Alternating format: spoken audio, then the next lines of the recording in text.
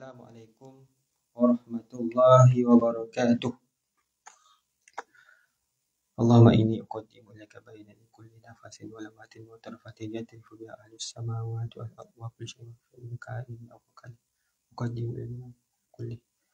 Alhamdulillah rabbil alamin. Nahmaduhu wa nasta'inuhu wa nastaghfiruh wa na'udzu billahi min shururi anfusina wa min sayyiati a'malina. May yahdihillahu fala mudilla lahu ومن يضلل فلا هادي له أشهد أن لا إله إلا الله وحده لا شريك له وأشهد أن محمدا عبده ورسوله رب اشرح لي صدري ويسر لي أمري واحلل عقدة من لساني يفقهوا قولي رب يسر ولا تعسر يا كريم بسم الله توكلنا على الله ولا حول ولا قوة إلا بالله العلي العظيم Allahumma sholli ala sayyidina Muhammad wa ala alihi wa sahbihi ajma'in. Thumma amma ba'd. Yang dimuliakan tuan-tuan, puan-puan, jemaah surau KKR. Pertama dan selama-lamanya kita merafakkan kesyukuran kita kepada Allah Subhanahu wa taala. Alhamdulillah pada hari ini kita dapat bertemu dan meneruskan pengajian kita pada petang ini. Satu kitab diberi nama Faham Faraid yang telah dikarang oleh Tuan Guru Ustaz Hilmi Anis Muhammad. Okey, bila kita sebut tentang Faraid ni, ialah orang kata susah, tapi sebenarnya ilmu Faraid ni adalah kehidupan. Hari ini pun kita dengar tentang kematian. Sebab dia kehidupan. Bila hidup, pasti ada kematian. Jadi pada hari ini kita akan sambung pengajian kita pada dalil sumber Al-Quran pada muka surat 32. Kita masih dalam perbahasan sumber pendalilan Faraid, ayat yang ke-12, muka surat 32 dalam kitab Faham Faraid. Qala muallif hafizallahu ta'ala wa nafa'ana bi ulumi fi darin amin. A'udzu billahi minasyaitonir rajim. Wa lakum nisfu ma taraka azwajukum illam yakul lahunna walad. فإن كان لهن ولد فلكم الربع مما ترك من بعد وصية يوصين بها أو دين ولهن الربع مما تركتم إن لم يكن لكم ولد فإن كان لكم ولد فلهن الثمن مما تركتم من بعد وصية توصون بها أو دين. Ini pada pertemuan kita bulan lepas, kita telah pun bahaskan tentang pembahagian suami dan juga isteri. Suami dan juga isteri pada bulan lepas lah.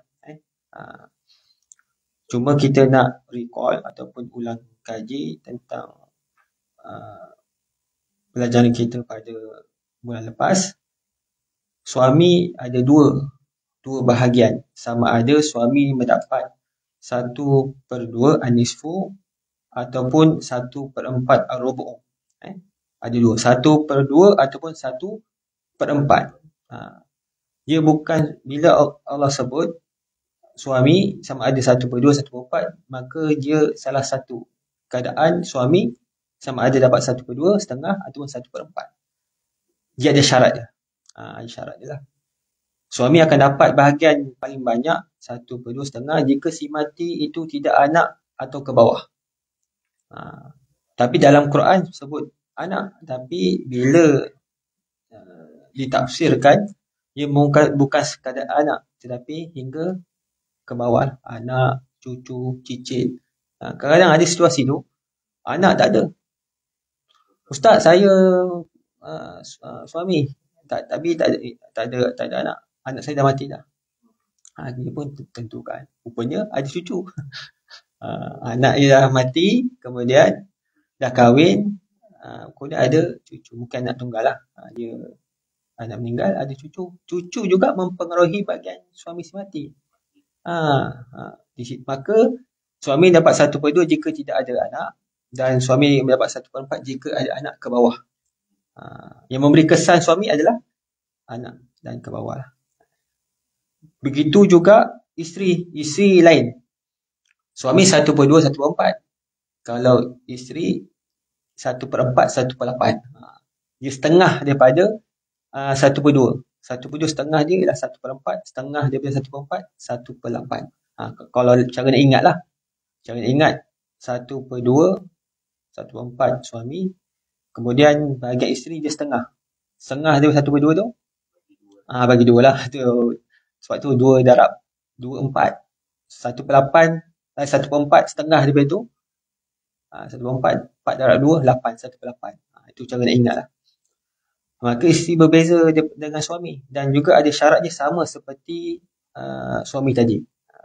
Jika si mati suami itu meninggal, ada anak, maka isteri dapat 1/8. Kalau tak ada anak, isteri dapat 1/4. Yang mempengaruhi bahagian isteri adalah anak atau ke bawah. Okay. Itu dari segi suami dan juga isteri. InsyaAllah pada petang ini kita akan sambung. Masih lagi dalam ayat ke-12 dalam surah An-Nisa. A'udzubillahi minasyaitonirrajim. Wa in kana rajulun yurathu kalalatan aw imra'atu wa lahu akhun aw ukhtun falikulli wahidin minhum as-sudus. Kita lihat. Maka ayat yang seterusnya ialah saya nak bagi tahu kepada tuan-tuan dan puan. Ayat ini untuk siapa? Ayat ini untuk saudara ataupun adik-beradik. Kalau dalam kitab ini menyebut saudara, ia merujuk kepada adik-beradik. Adik-beradik sebab dalam Al-Quran ia menyebut akhun, saudara. Saudara itu bermaksud adik-beradik lah. Seperti mana kita sebut adik-beradik kan. Tapi kalau saya sebut saudara itu ialah adik-beradik. Okay, untuk seterusnya menyebut pembahagian bagi adik-beradik seibu. Akhun atau ukhtun, di situ ulama tafsir memberi tafsiran bahawa akhun atau ukhtun itu adalah akhun li'um ataupun ukhtun li'um. Iaitu saudara seibu. Akhun tu saudara lelaki seibu. Ukhtun tu perempuan. Saudara perempuan seibu. Ada setengah kitab ataupun beberapa ulama faraid di Malaysia, dia berbezalah. Ada yang menyebut saudara lelaki seibu, saudara perempuan seibu. Ada juga yang menyebut saudara seibu lelaki, saudara seibu perempuan. Beza dia ialah lelaki dan perempuan. Ada dalam kitab, seperti mana yang kita belajar kitab faraid, faham faraid, dia menyebut terus saudara lelaki seibu, saudara perempuan seibu. Tapi kalau kita melihat beberapa tuan guru, dia meletak jantina itu di belakang. Saudara seibu lelaki atau saudara seibu perempuan. Dia sama je. Cuma dia meletak lelaki perempuan tu di mana.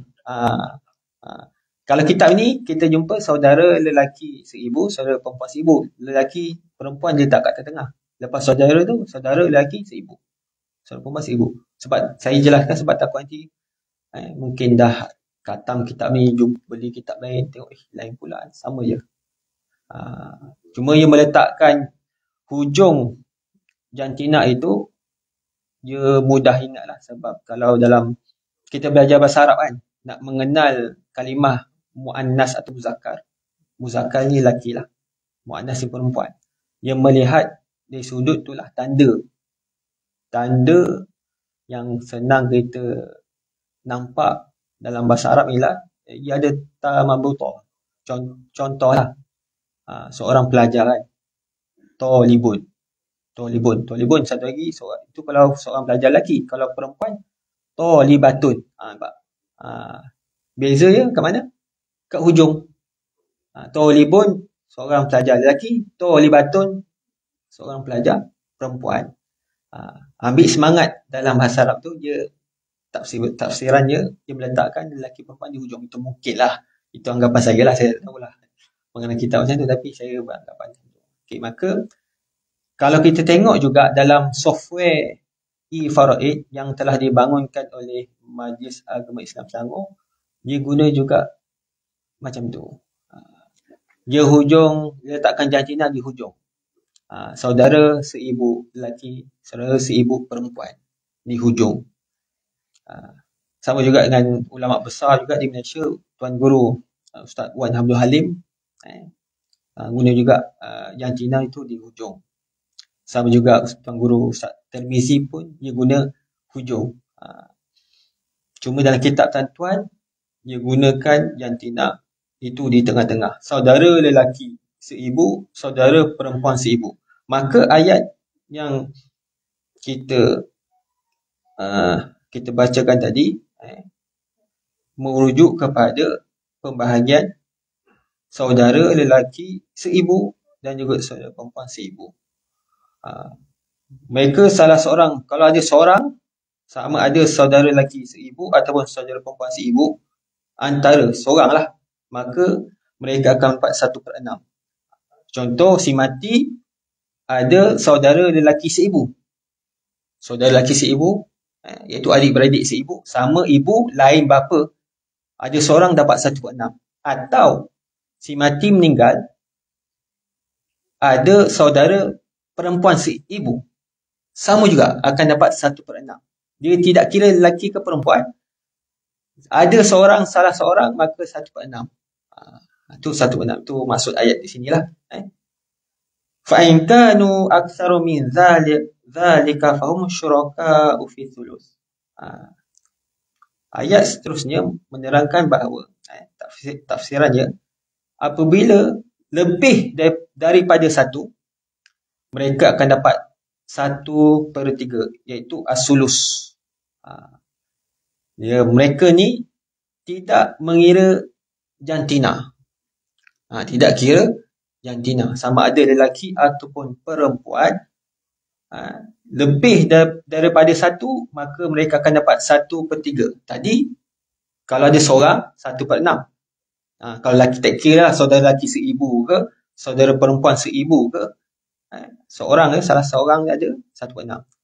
Tapi lebih dari seorang dapat 1/3. Contoh, kalau ada saudara lelaki seibu, saudara lelaki seibu seorang, kemudian saudara perempuan seibu seorang, jantina berbeza, lelaki, perempuan, dan mereka dua-duanya dapat 1/3 share. Bitaswiyah maksudnya share, kongsi. 1/3 tu bagi dua, tapi akan dapat 1/6, 1/6 jugalah. Tapi nak masuk kat sini, nak bagi faham. Inilah mujizat Al-Quran. 1/3 tu dia share orang, tak mengikut seperti mana yang kita tahu lelaki akan dapat lebih, tak. Dalam situasi saudara seibu, tidak kira lelaki ke perempuan, mereka ini share sama. 1/3 share, 1/3 tu share 2 orang. Kalau ada 2 orang, kalau anak saudara lelaki ada seorang, saudara perempuan ada 4 orang, sama juga. Mereka share 4 tambah 1 yang lelaki tu 5, share 5 orang tu juga dengan 1/3 lah. 1/3 kemudian dibesarkan ada 5 orang, maka mereka akan dapat berapa? 1/15, 1/15 semua. 5 darab 3, 15 lah, sebab kita tak boleh pecah darab 1/15 orang akan dapat. Tapi kiraan nanti kita akan ajar lah. Ini secara dasar, secara asas. Sebab kita belajar ni, kita masih lagi membahaskan dalam pendalilan untuk kita tahu mana orang nak tahu. Tiba-tiba ustaz mana dapat 1/2, ustaz mana dapat 1/6, mana dapat 1/3. Dia bukannya undang-undang dibuat oleh manusia. Dia ada dalam Al-Quran. Allah Subhanahu Wa Taala, wasiyatan minallah, faridatan minallah. Penentuan ini daripada Allah Subhanahu Wa Taala. Sebab itu bila masuk ayat ni, saya suka tekan satu persatu. Ini macam mana keadaan. Tapi nanti kita akan masuk juga Al-Waris, pembahagian dia ulang balik. Tapi kita apalah, kita dah kita dah jumpa, saya dah jelaskan dalam ni. Ikutkan dalam dalil ni saya baca Quran, baca tafsir, khalas lah, selesai.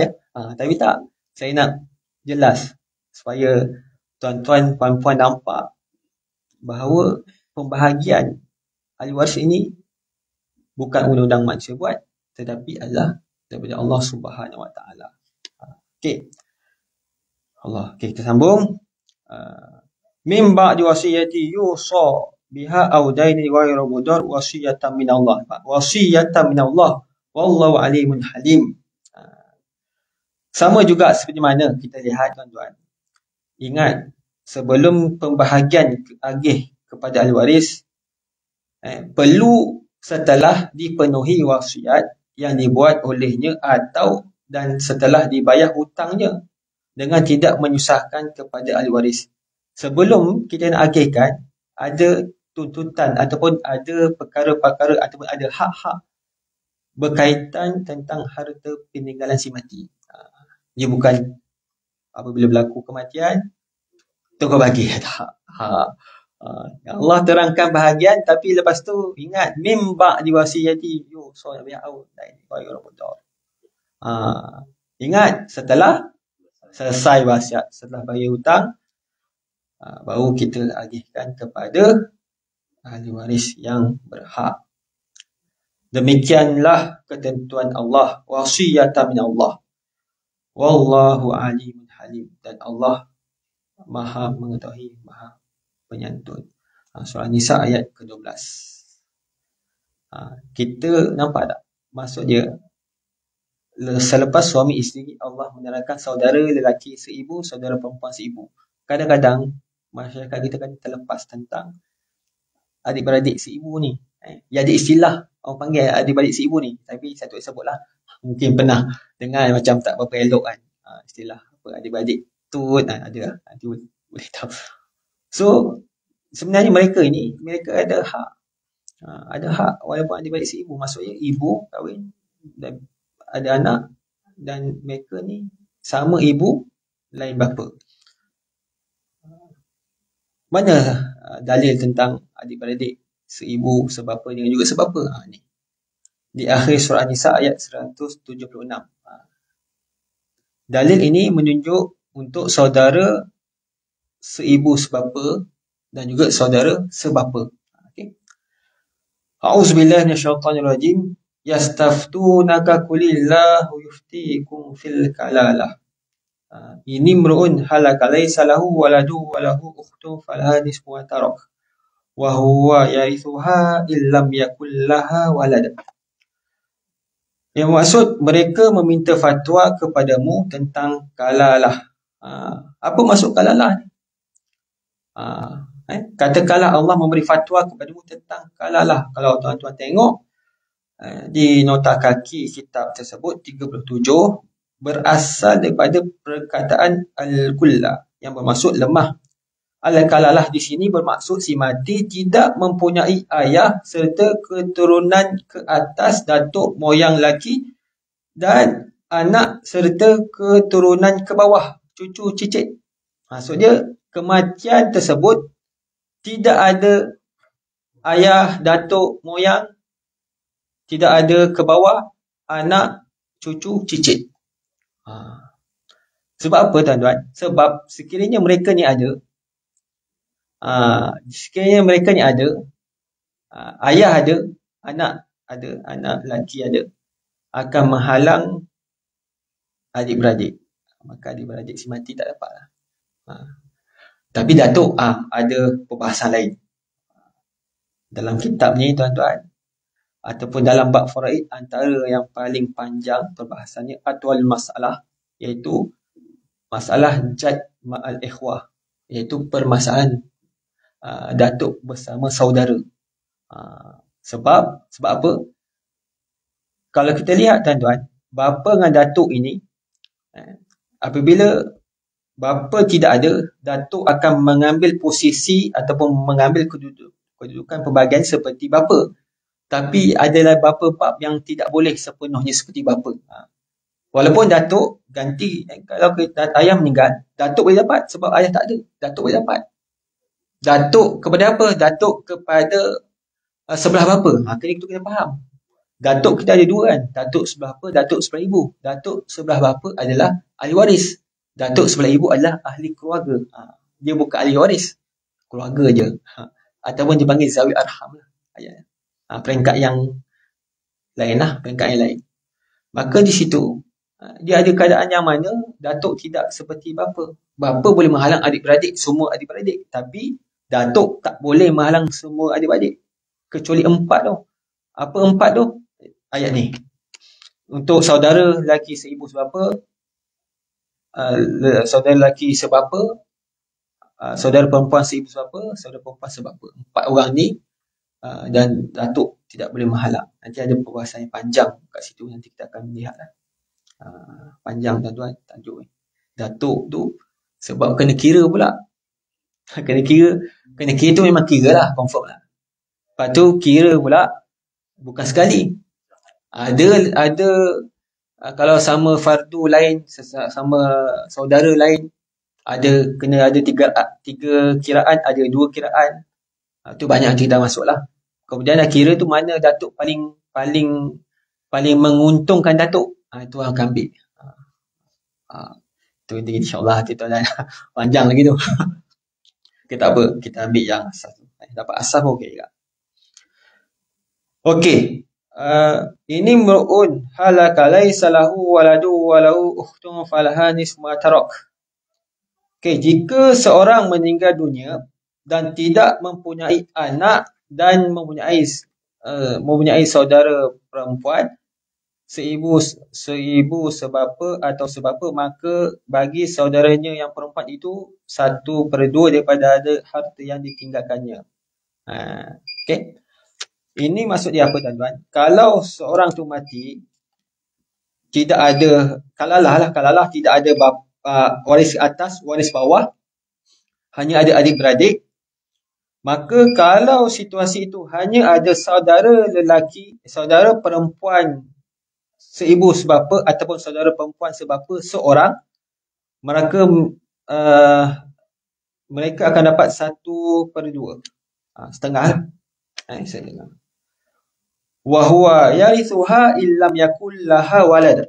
Dan saudaranya yang lelaki, tidak kira seibu sebapa ataupun sebapa, mewarisi seluruh harta saudara perempuan. Contoh, si mati tidak ada waris atas, ayah, datuk, moyang. Si mati juga tidak ada waris bawah, anak, cucu, cicit. Dia hanya ada seorang saja adik-beradik. Adik-beradik dia seorang, iaitu saudara lelaki seibu sebapa ataupun saudara lelaki sebapa. Jika dia ada seorang itu akan ambil semua harta. Seorang, tinggal seorang. Ni tulis. Ada dalam Al-Quran dia buat apa? Saudara lelaki seibu sebapa atau sebapa mewarisi seluruh harta saudara perempuan jika tidak mempunyai anak. Tetapi kita tengok fa in kana tasnataini falahuma thulutsani mimma tarak. Tetapi jika saudara perempuan itu berjumlah 2 orang, maksudnya lebih lah. Tadi kalau seorang dapat 1/2, kalau lebih 2 orang saudara adik-beradik seibu sebapa perempuan kan, lebih lah, ada 2 orang, maka bahagianlah 2/3. 2/3. Tidak kira saudara perempuan seibu sebapa dan juga atau saudara perempuan sebapa, sebab mereka ni sama. Dalam ayat Quran ni menjelaskan pembahagian saudara ataupun adik-beradik seibu sebapa perempuan ataupun adik-beradik sebapa perempuan. Wa in kanu ikhwatan rijalan wa nisaan falidzakari mithlu hadzil unthayain. Dan jika mereka ahli waris itu terdiri daripada saudara lelaki dan juga perempuan, saudara lelaki seibu sebapa lelaki ataupun saudara sebapa lelaki, atau saudara perempuan tu tidak kira seibu sebapa, sama bapa sama ibu ataupun sama bapa, maka bahagian seorang saudara lelaki sebanyak bahagian dua orang saudara perempuan. Ini dipanggil asobah. Kalau dalam kategori asobah dipanggil asobah bil ghairi, iaitu asobah lelaki sama perempuan. Bahagian lelaki dua, bahagian diberikan dua bahagian berbanding perempuan satu bahagian. Dia sama seperti anak. Kalau tuan-tuan ingat lagi lah anak. Kalau ada anak contohnya ada seorang anak lelaki, seorang anak perempuan. Saya berapa bahagian anak lelaki akan dapat? Dua, anak lelaki naik dua, perempuan satu. Berapa bahagian anak lelaki tu? Dapat 2/3, anak perempuan 1/3. Itu kalau seorang lelaki, seorang perempuan. Kalau dua orang lelaki, dua orang perempuan, kalau kita belajar lah, kalau tuan guru saya belajar je macam ni. Kalau sebut dia, jangan kaedah jari. Kalau sebut dia seorang naik dua. Lelaki seorang dua kan? Okey, lelaki seorang dua. Kemudian ada lagi seorang dua. Kemudian seorang perempuan satu. Kemudian perempuan satu lagi. Maka ada 6. Berapa bahagian anak lelaki seorang akan dapat? Lelaki dapat 2/6. 2/6. Kemudian perempuan 1/6, 1/6. Contoh pula kalau 3 lelaki 2 perempuan. 3 lelaki 2 perempuan. Naik 3 kali lelaki kan. 1, 2, 3. Kemudian 2 perempuan. 1, 2. Maka 8. Berapa lelaki akan dapat? 2/8. Perempuan dapat 1/8. Tapi kalau kita dah darab, tak payahlah macam tu. Darab je. Kita kalau darab senang. 6 lelaki 2 perempuan. 6 lelaki 2 perempuan. 6 darab 2, 12. Tambah 2, 14. Berapa akan dapat seorang lelaki dapat? 2/14. Perempuan dapat 1/14. Tu. Sebab ada juga kaedah yang orang faham, dia bagi tahu kata apa, tak kira berapa, dia faham yang seperti yang seolah macam anak satu lelaki satu perempuan lah. Maksudnya apa? Satu lelaki satu perempuan, dia faham bahawa tadilah kaedahnya 2/3 lelaki, 1/3 perempuan. 2/3 lelaki, 1/3 perempuan kan. Seolah macam tu. Kemudian dia tak kira berapa banyak. Contoh ada 6 anak lelaki, seorang anak perempuan. Dia pun bagi tahu, 6 anak lelaki tu dapat 2/3, seorang lelaki tu dapat 1/3. Kalau you buat kira tu memang salah. Tak sama. Lizzakari mislu hazil unsayyain. Sebab ada yang mengajar begitu. Ada. Dia tak boleh. Dia mesti lelaki tu 2 berbanding perempuan 1. Kalau kita kira tu jelas lah. Ia akan pecah. Bahagian anak tadi tu sama juga pembahagian adik-beradik, saudara adik-beradik seibu sebapa ataupun sebapa, sama. Okey. Boleh?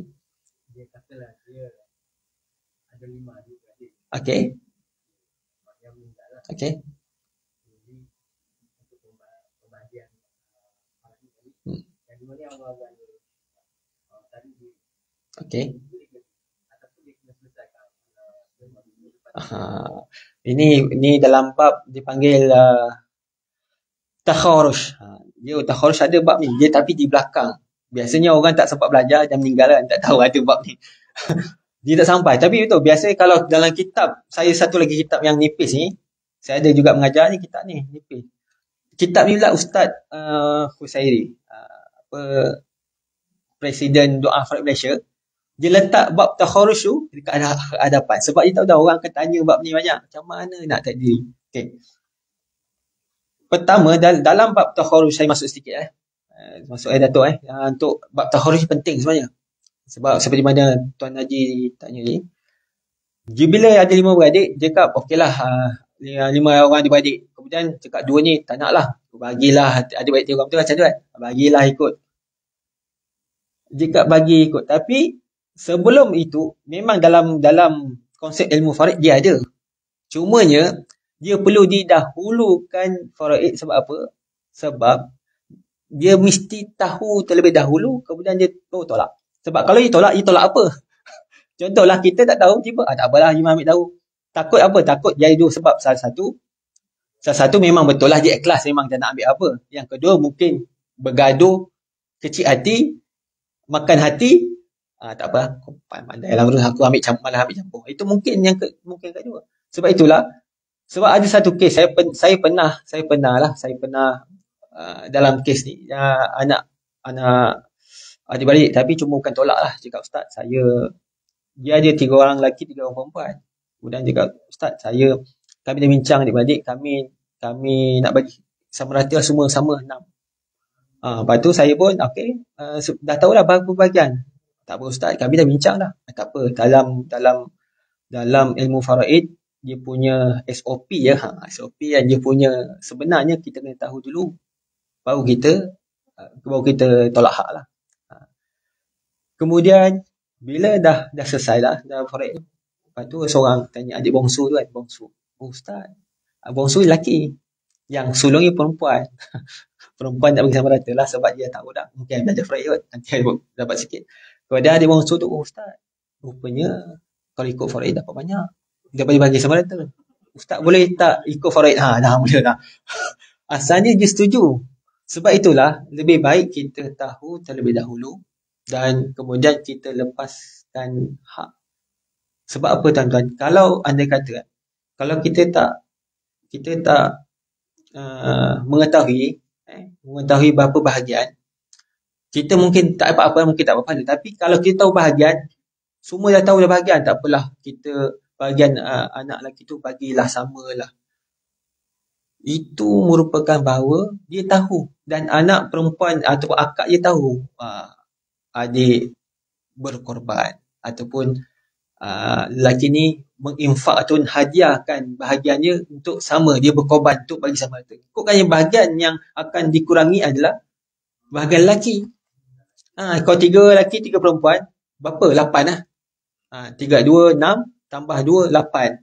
Ikutkan anak lelaki itu dapat 2/8, 2/8, 2/8. Anak perempuan 1/8, 1/8, 1/8. Silap 9. 1/8 tu sikit lebih. 9. Tapi mereka dah bagi 6 orang, tak jadi 2/9, 1/9. Mereka akan dapat semua 1/6. Sebab dia ada adik 6 orang, mereka bagi sama rata 1/6 lah. Kena asalnya mereka dapat, anak lelaki bukan 1/6. Berapa bahagiannya? 2/9. 2/9.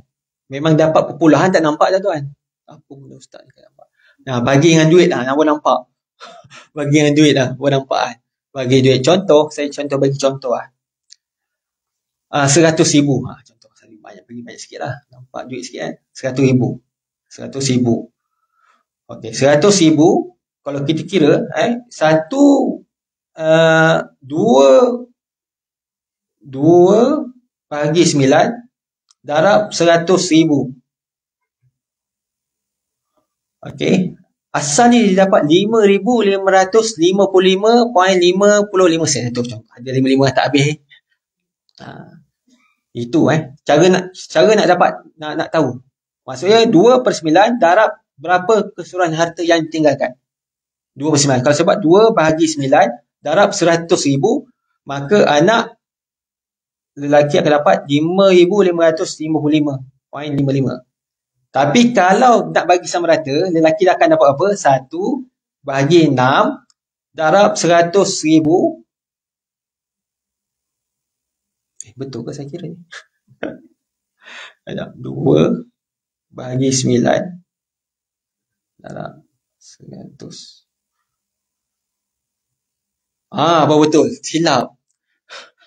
22,222. Maaf, tersilap. Tak tahu tiba. Answer ni tiba tekan lain jawapan. Betul 22,000 kan? 22,222.22. Ni 2222. Okey.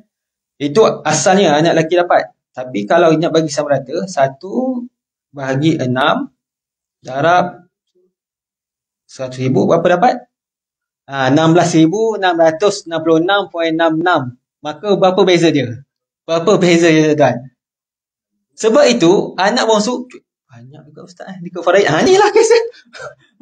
Asal ni dah bagi kami Ustaz, kami dah bincang adik-beradik Ustaz. Nak bagi sama ada okey, dah tahu ke belum?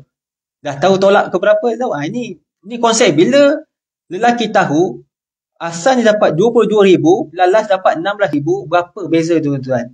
Banyak. Kalau juta lagi banyak. Maka lelaki ni dia menghadiahkan bahagian atau menolak hadiah untuk ukhuwah. Pahala dapat. Kalau dia bagi sama kata tak ikut hukum, tak apa-apa pun. Dia tak apa-apa lah. Sebab tak tahu apa dia tolak. Dia kat jumpa nak bagi sama rata. Kita pun kira sama rata. Tapi sebenarnya dalam ilmu faraid, kena tahu hak. Lepas dah tahu hak berapa mereka dapat, baru dia akan bincang. Sama juga macam soalan tadi. Kalau tahu 5 orang tolak hak, kita kira. Mungkin yang orang tolak hak tu tak jadi. Dah tahu bahagiannya, mungkin tak jadi. Mungkin tak jadi, mungkin. Tapi kalau betul lah di situ, dia memang nak menghadiahkan ataupun nak menginfakkan kepada adik-beradik yang lain, tidak jadi masalah. Mungkin yang 2 adik-beradik tu dah dia ada kerja bagus, tak memerlukan harta, nak bantu adik-beradik yang lain, tak jadi masalah. Okey, dapat. Okey. 100,000.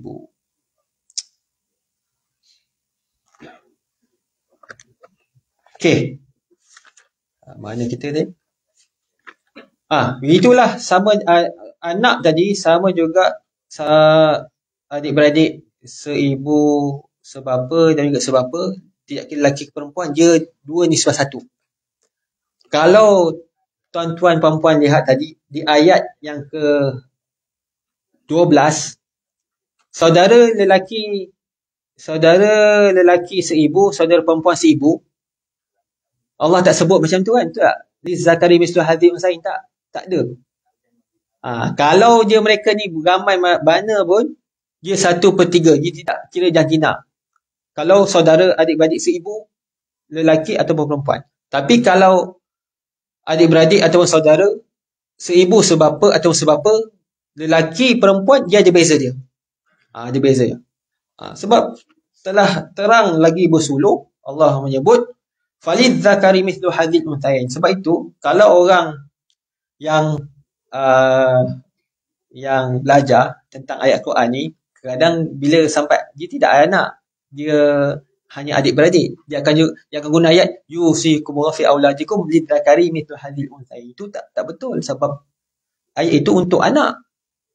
Ayat untuk adik-beradik adalah di 176. Ayat dia fa in kanu ikhwatan rijalan wa nisaan falidzakari mithlu hadzil unsayain. Memang betul. Hampir sama tapi lain depannya. Kalau yusikumullahu fi auladikum lidzakari mithlu hadzil unsayain, itu di ayat ke-11 dalam surah Nisa. Itu untuk anak atau ke bawah. Tu dalil dia lah untuk mengatakan bahawa 2 nisbah 1. Tapi kalau adik-beradik lelaki dan juga adik-beradik perempuan, dalil dia adalah dalam surah Nisa ayat 176.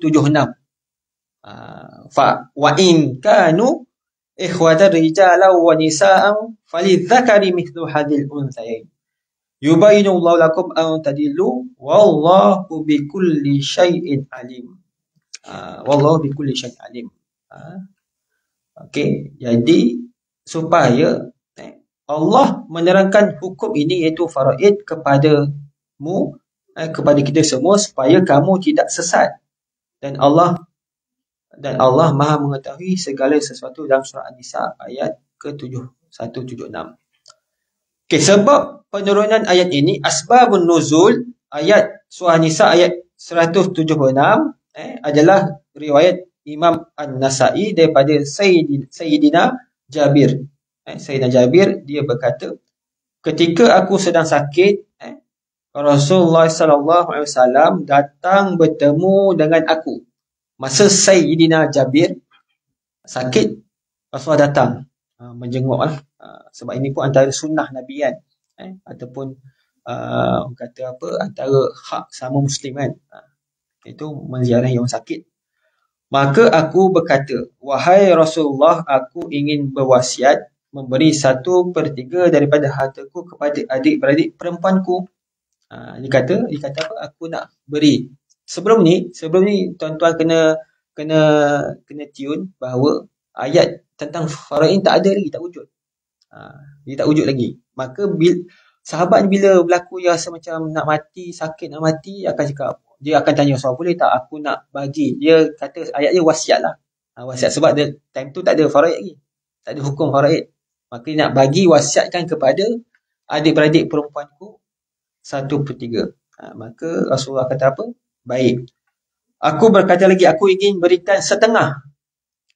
Baginda membalas baik. Kemudian Rasulullah SAW keluar dan tiada lama kemudian baginda masuk semula lagi ke rumah Jabir seraya berkata. Baginda masuk balik. Sebab dah keluar, kemudian Rasulullah masuk.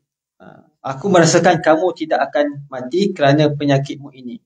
Sesungguhnya Allah SWT telah menurunkan ayat yang menjelaskan pembagian warisan bagi adik-beradik perempuan, iaitu sebanyak 2/3. Ini turunnya ayat. Maksud dia apa? Bila Rasulullah ziarah Jabir, kemudian dia tanya, aku nak bagian 1/3. Okay. Kemudian tanya, boleh tak aku bagi 1/2? Boleh. Kemudian Rasulullah pun keluar. Mungkin time keluar tu dapat wahyu kan. Wahyu turunnya ayat 176 tentang adik-beradik perempuan tadi. Maka dia Rasulullah masuk balik terus. Itu sifat Rasulullah kan. Apabila berlaku ni dia terus. Dia tidak melengah. Aku dah keluar ni, tak apalah, esok bagilah. Tak. Rasulullah dia pantas, pasti, cepat. Dapat sesuatu tu. Itu sifat Rasulullah. Bahkan sahabat lebih daripada itulah. Bila Rasulullah sampai sesuatu, diceritakan dalam satu hadis, saya pernah ikut Syekh Nasrul ada satu hadis daurah dekat Masjid Shah Alam. Sahabat dia punya berlumba-lumba membuat kebaikan kan. Contoh dulu kan emas kan, ada emas, dia pakai emas bila pengharaman tanam emas. Sahabat dia buka emas ni, dia bukan simpan tau. Dia tak boleh pakai, dia campak, dia buang emas. Emas dia buang. Kita emas nantilah, simpan dulu, gandai ke, jual kan. Tak. Bila pengharaman, maksudnya sahabat-sahabat ni apabila dapat sesuatu, dia terus praktik kan. Sebab apa? Nak berlumba-lumba untuk melakukan kebaikan, berlumba-lumba untuk melakukan taat kepada Allah Taala. Sebab itulah tuan-tuan, kalau orang bicara tentang sahabat, level kita sahabat jauh beza tuan-tuan. Iman sahabat Sayyidina Abu Bakar cukuplah. Kita tak mampu tuan-tuan, seluruh dunia ni nak kumpul, nak lawan memang kita. Bukan kita lah. Jauh sahabat, apalagi para tabi'in. InsyaAllah mudah-mudahan kita mengikut jalan sahabat tabi'in. Semoga kita terpilih bersama-sama dengan Rasulullah SAW, insyaAllah, insyaAllah. Allah, amin. Jadi itu sahaja tuan-tuan, insyaAllah pada pertemuan kita akan datang, iaitu kita akan masuk tentang hadis, pendalilan hadis tentang faraid, ilmu faraid, insyaAllah. Jadi kita tangguh pertemuan kita pada petang yang bahagia ini dengan tasbih kifarah dengan surah Al-Asr. Subhanallah walhamdulillah, asyhadu an la ilaha illa anta, bismillahirrahmanirrahim, innal insana. A'udzu billahi samil alim minasyaitonir rajim. Bismillahirrahmanirrahim. Alhamdulillahirabbil alamin wassalatu wassalamu ala asyrafil anbiya'i wal mursalin wa ala alihi wa sahbihi ajma'in. Ya Fattah ya Alim, iftah qulubana futuhal arifin. Allahumma akhrijna min zulumatil wahmi wa akrimna binuril fahmi waftah alaina bi ma'rifati ilmi wa sahhil lana abwaaba fadli ya arhamar rahimin. Allahumma faqihna fid din wa 'allimna ta'wil. Rabbi zidna ilma warzuqna fahma. Rabbana atina fid dunya hasanah wa fil akhirati hasanah wa qina adzabannar. Wa sallallahu ala sayyidina Muhammad wa ala alihi wa sahbihi ajma'in. Walhamdulillahi rabbil alamin. Saya sudahi dengan wabillahi taufiq wa hidayah. Assalamualaikum warahmatullahi wabarakatuh.